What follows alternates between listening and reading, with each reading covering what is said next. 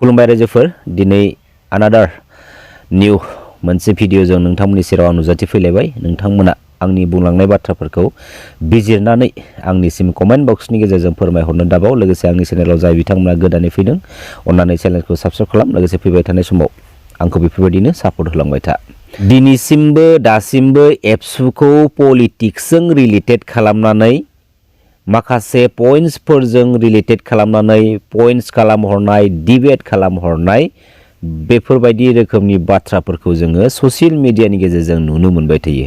आरो जायफोर बिथांमोना दिनैनि समाव एबसुखौ पलिटिक्सजों रिलेटेड खालामनानै माखासे बाथ्रा बुंबाय थायो, बै बुंग्राफ्राबो ओरैनो बुङाखै। बिसोराबो गोबां रोखोमनि गोबां फोरमानफोर दङ, जायनि थाखायनो बिसोर बुंनो गोहो मोनदों, बुंनो थाखाय लामा मोनदों।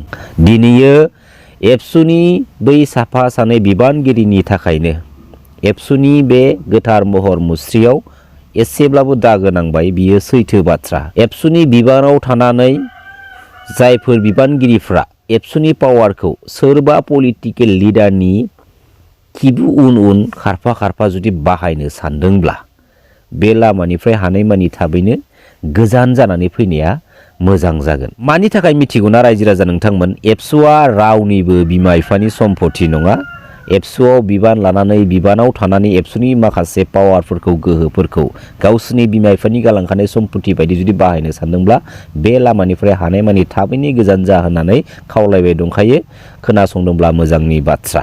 बुहुमाव थानाय जेसेबांखिनि बर' फिसाफोर दं, बै बर' फिसाफोरखौ लानानै दानानै होजानाय बे एबसुआ मोनसे जोंनि हारिनि माहारियारि आफाद। फैबाय थानाय समाव मोनसे बाथ्राखौ आं खावलायगोन जे जोंनि माहारियारि आफाद बे एबसुनि जेसेबांखिनि लिडारफोर दं, दैदेनगिरिफोर दङ, सोरबा पलिटिकेल लिडारनि आथिं सिङाव थानांगौनि दरखार गैया। सोरबा पलिटिकेल लिडारनि पार्सनेल सार्थबादिखौ लानानै खामानि मावनांगौनिबो दरखार गैया। नंगौना नङा रायजो राजा नोंथांमोन? सिदा बाथ्रा, थोंजों बाथ्राखा। जोंनि हारिनि गेजेराव जेसेबांखिनि पलिटिकेल लिडारफोर दं, साफ्रोमबो पलिटिकेल लिडारफोरा जोंनि हारिनि थाखायनो मोनसे समाव स्ट्रागल खालामबोनाय साफा साफा लिडार। नाथाय बैफोर लिडारफोरनि गेजेराव जों ओरैबायदि साफा सानै पलिटिकेल लिडारफोर नुयो, जायफोर लिडारफोरानोखि जोंनि बे माहारियारि आफाद एबसुखौ, एबसुनि माखासे पावारफोरखौ जेब्लायबो बाहायनो नाजाबाय थायो।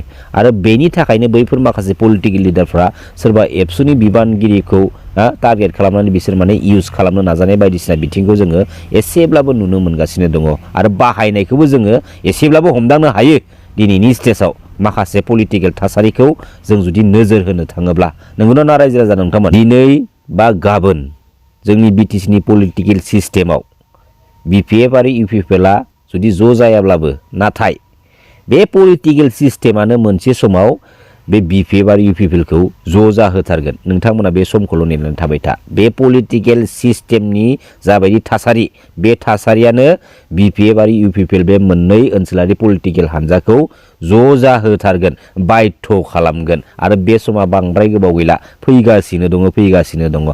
जायनि थाखायनो दिनैनि स्टेजाव मोनफ्रोमबो पलिटिकेल पार्टिनि माखासे जोंनि बर' हारिनि पलिटिकेल लिडारफोरखौ एसे गोनो गोथो गावबा गावनि पलिटिकेल केरियारखौ लानानै जाबाय थानाय जों नुनो मोनगासिनो दङ। जोंनि हारिनि जाय पलिटिकेल लिडारा जोंनि हारिनि सिस्टेमनि थाखाय, मोजांनि थाखाय खामानि मावनो थाखाय सिखांबोगोन, आवगायबोगोन, बैफोरबायदि पलिटिकेल लिडारखौसो जोंनि बर' हारिनि गासै बर' फिसाफ्रा सापर्ट होगोन। खारन दिनैनि समाव जोंनि हारिनि बर' फिसाफ्रा रावबो जाम्बा जाम्बि गैला। दिनैयो सोरबा लिडारनि गोदै बाथ्रा बुंनायाव गोजोनग्रा नंला, सोरबा लिडारनि बहाबा माबा मोनसे हरफ्लानायाव गावनि बेसेनखौ ओरैनो ओइलाम खालामग्रा जोंनि बर' फिसाफ्रा रावबो गैला। गासैबो बुजिजोब्बाय। माखौ बुजिदों? मेनलि जेन बैफोर लिडारफोरा जों गासै रायजो राजाफोरनि बेसेन गोसा भटजोंसो बिसोरो लिडार जानो हायो आरो जोंसो बिसोरखौ लिडार खालामहरो। नाथाय जों रायजो राजानि नांगौनि समाव, नांथारगौनि समाव जों बिसोरखौ खावलायहरोब्लाबो, जों बिसोरखौ रिक्वेस्ट खालामबाबो बिसोरो जोंनि रायजो राजाखौनो जेबो इम्पर्टेन्ट होआ, जेबो खेराया। समाव जोङो इनसाल्ट, लासिंसिं खालामहरनाय माखासे नुथायफोरखौसो जों नुनो मोनो। माहारियारि आफादनि माखासे लिडारफोरनि खुगायाव खोनायो, बाथ्रा बुंनायफोराथ' मोजां, नंगौ बाथ्राफोरखौनो बुङो, मावनांगौ बाथ्राफोरखौ लानानैनो बुङो आरो बुंनायबो जों खोनायो। नाथाय बे बिसायख'थि खाथि सौफैब्लाल' मानो बैफोर बाथ्राफोरखौ लानानै फैयो रायजो राजानि सिगाङाव? पइन्टआ बेसो, नंगौना नङा रायजो राजा नोंथांमोन? दा बैफोर बाथ्राफोरखौ लानानै थांनाय सिगांनि समफोराव मानो पइन्ट बा अबजेक्सन हमबोदिया बै पलिटिकेल लिडारफोरनि एगेन्स्टआव? नाथाय बे बिसायख'थि खाथियावल' मानो?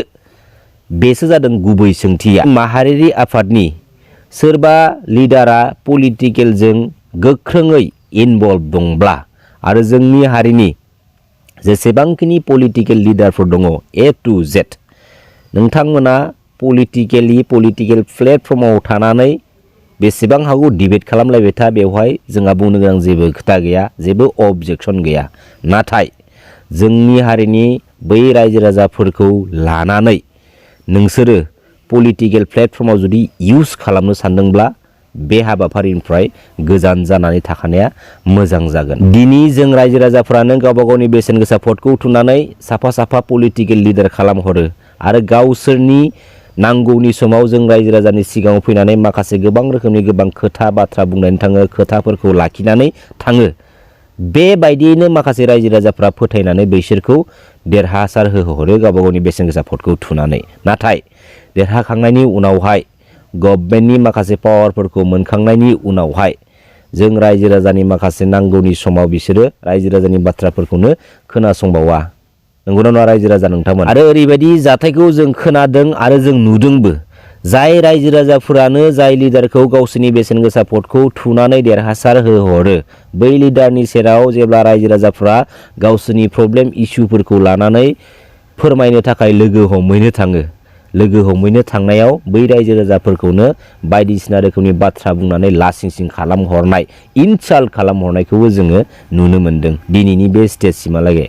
जोंनि नांगौनि समाव जोंखौ हेफाजाब होनायनि अनगायै जोंखौ जुदि लासिंसिंसो खालामनानै हरोब्ला अब्ला बे लिडारखौ जोङो सापर्ट खालामबावनांगौ ना खालामबावनाङा? बे बाथ्रानि सायावसो जोंनि हारिनि गासै रायजो राजाफोरा नोजोर होनाया मोजां फैबाय थानाय समाव। जों रायजो राजाफ्रा सोरबा पलिटिकेल लिडारनि गलाम जानांगौनि जोंहा दरखार गैया। बै पलिटिकेल लिडारासो जों रायजो राजाखौ लानानै एसे साननाया मोजां जागोन। जाय जेरै बेबहार बेजों बेफोरबायदि बेबहार खालाम। सोरनिबा बिल्डिं न'खौ, सोरनिबा दामि गारिखौ नायनानै बेखौ मोजां होननानै बेखौ इसोर बायदि सिबिनो दाथां, मिथिबाय? दिनै BPF बा UPPनि सोरबा लिडारा बहाबा जयेन जाहैदों, बहाबा ओंखारबोदों, बेफोरबायदि बाथ्रानि सायाव जोंहा इम्पर्टेन्ट होननांगौनि दरखार गैया। बैफोरबायदि पलिटिकेल लिडारनि पलिटिकेलि भावथिना दिन्थिनायफोरखौ जों रायजो राजाफोरा नायनानै गावबा गावनि समखौ ओरैनो बरबाद दा खालाम, ओरैनो ओइलाम दा खालाम, मिथिबाय? सोरबा लिडारा जुदि पलिटिकेल प्लेटफर्माव थांनानैबो बान्दर बायदि बेवहाय बारलाय बारबाय दंना, बे लिडारखौ जायखिजाया पलिटिकेल पार्टिनियानो जायाथों मानो बे लिडारखौ सिनायना लानाया मस्ट इम्पर्टेन्ट दै। आरो फैबाय थानाय समाव बेफोरबायदि पलिटिकेल लिडारफोरखौ जों मालाबाबो सापर्ट होनाङा। नङाब्ला जोंनि बे बेसेन गोसा भटखौसो बिसोरो पलिटिकेल फिल्डआव थांनानै माने लासिंसिं खालामहैगोन। नंगौना नङा रायजो राजा नोंथांमोन? फैबाय थानाय समाव गासैबो बुहुमनि बर' फिसाफ्रा इसोरनि अननायाव, आफा बोराइ बाथौनि अननायाव अरायसम मोजां थाबाय थानो हाथों। लोगोसे आं जेब्लायबो इसोरनि सेराव आरज गाबगोन। खुलुमबाय। जै बर' हारिनि, जै बर' बिमानि।